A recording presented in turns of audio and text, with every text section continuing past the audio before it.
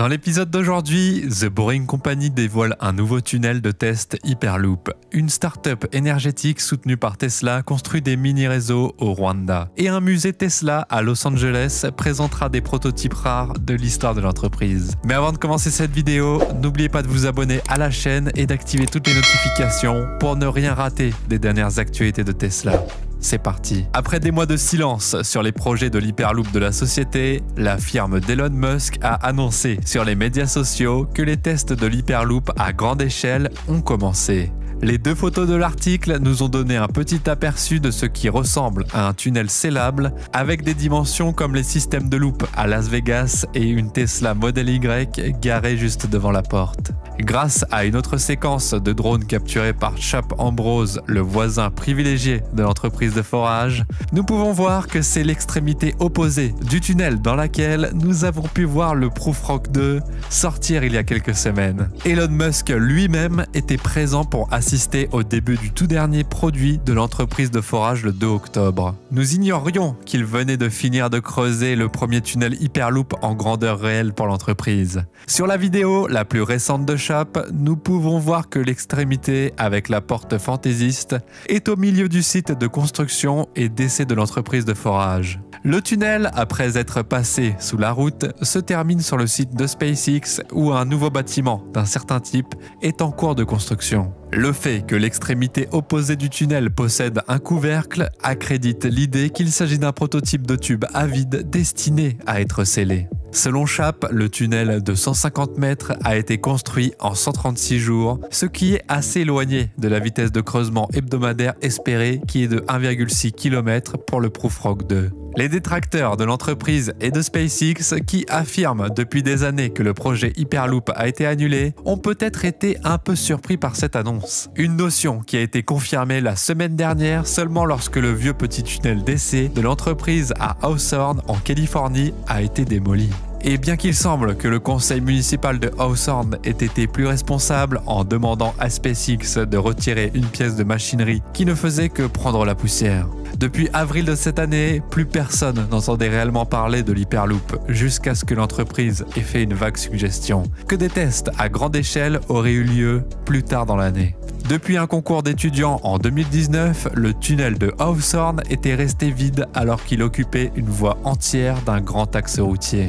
Elon Musk, le PDG de SpaceX, rêve de construire un système de transport public appelé Hyperloop depuis qu'il a écrit un document conceptuel à ce sujet en 2013. Il imagine un système de train ou de pods fonctionnant dans un environnement clos et à basse pression pour réduire la friction de l'air et permettre des vitesses extraordinaires, jusqu'à plus de 960 km/h, si l'on en croit le site web.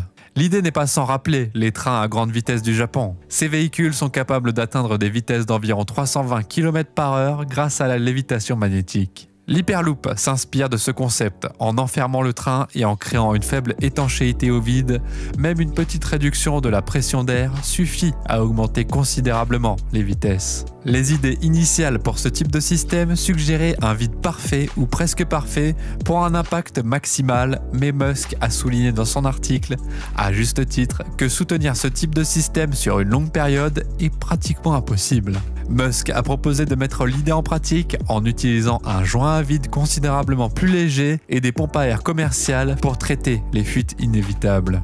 Avec l'aide de ces produits énergétiques, il serait en mesure de créer un système en grande partie autosuffisant et offrant un transport rapide et fiable pour une fraction du prix des systèmes ferroviaires actuels. Pour faire simple, la conception et l'ingénierie de cette idée sont incroyablement difficiles. Elon Musk est actuellement engagé dans un certain nombre d'initiatives très ambitieuses allant du développement de voitures pour aider l'humanité à l'abandon des combustibles fossiles en passant par la véritable science des fusées. Il semblait donc que Musk avait finalement réalisé qu'il avait trop à faire lorsque la nouvelle est tombée qu'il allait finalement démolir son tunnel d'essai Hyperloop et que le projet de l'Hyperloop devrait être éliminé si l'on voulait réduire les coûts. Le 4 novembre, cependant, nous avons reçu ce message des réseaux sociaux. Regardons cela de plus près. Malgré le fait que ce n'est pas grand chose, nous pouvons voir sur les photos que cela ressemble à un tunnel de style loop. Nous pouvons voir sur l'image une Tesla Model Y à l'intérieur et que le tunnel semble avoir une taille normale, du moins pour un système de loop typique. Sur une installation qui semble correcte,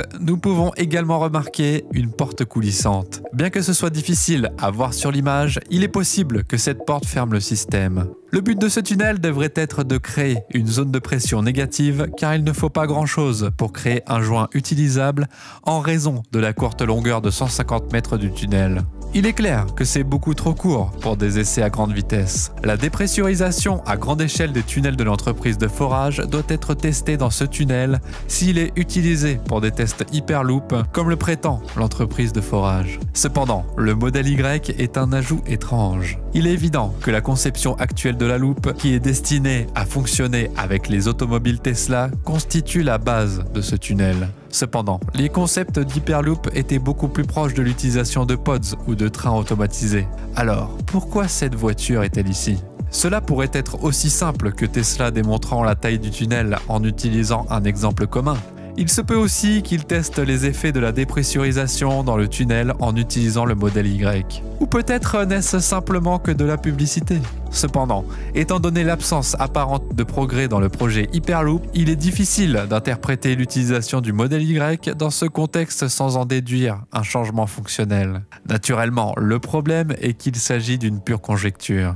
Le modèle Y peut servir à la fois de modèle réduit et de signal que l'Hyperloop évolue vers un système de transport hybride. Le meilleur plan d'action pour Hyperloop est d'observer cela et de voir où cela les mène. Le projet Hyperloop est important et affecte fortement les ambitions d'Elon Musk. Cependant, au vu des infrastructures vieillissantes et de l'absence d'innovation dans ces domaines, cela ne fait pas de mal qu'une personne s'aventure dans cette industrie. Et un grand nombre de pays manquant d'infrastructures pourraient être intéressés. Passons à une autre nouvelle. Une entreprise soutenue par Tesla construit des micro-réseaux.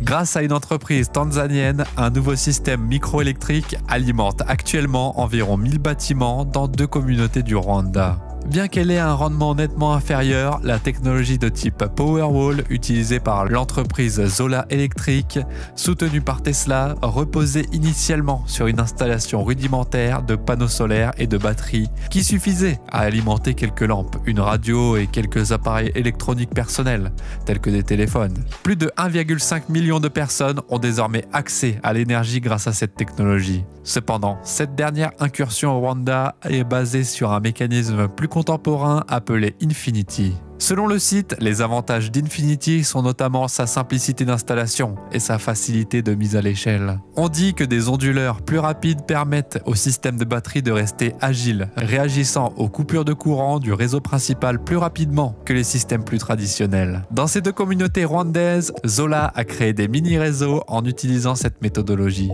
Le projet, qui a duré environ 10 mois, a permis de créer des réseaux fiables et durables capables d'alimenter des lampes par exemple. Il peut sembler un peu décevant que le réseau de la ville de Gakagati ait une capacité de 120 kW seulement.